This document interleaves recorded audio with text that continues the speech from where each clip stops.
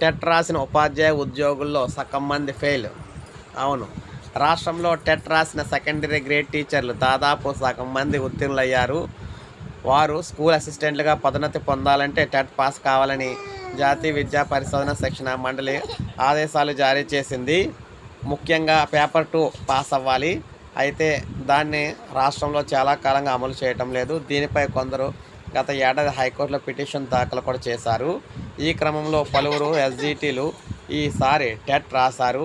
TET paper 2 గణితం science విభాగంలో 3,000 మంది దరఖాస్తు చేసుకోగా 1,950 మంది పరీక్ష రాస్తారు. వారిలో 988 మంది ఇక్కడ పాస్ అయ్యారు. మిగిలిన వారు ఫెయిల్ అయ్యారు. పేపర్ 2 సోషల్ స్టడీస్ల విభాగంలో 1,591 మంది దరఖాస్తు చేసిన 1,072 మంది పరీక్ష హాజరయ్యారు. వారిలో 511 మంది అయితే ఉత్తీర్ణులయ్యారు. మిగిలిన వారందరూ ఫెయిల్ అయ్యారు. ఉపాధ్యాయులుగా పనిచేయాలంటే టెట్ పాస్ కావాలని కేంద్ర విద్యాశాఖ 2011లో ఆదేశాలు జారీ చేసింది.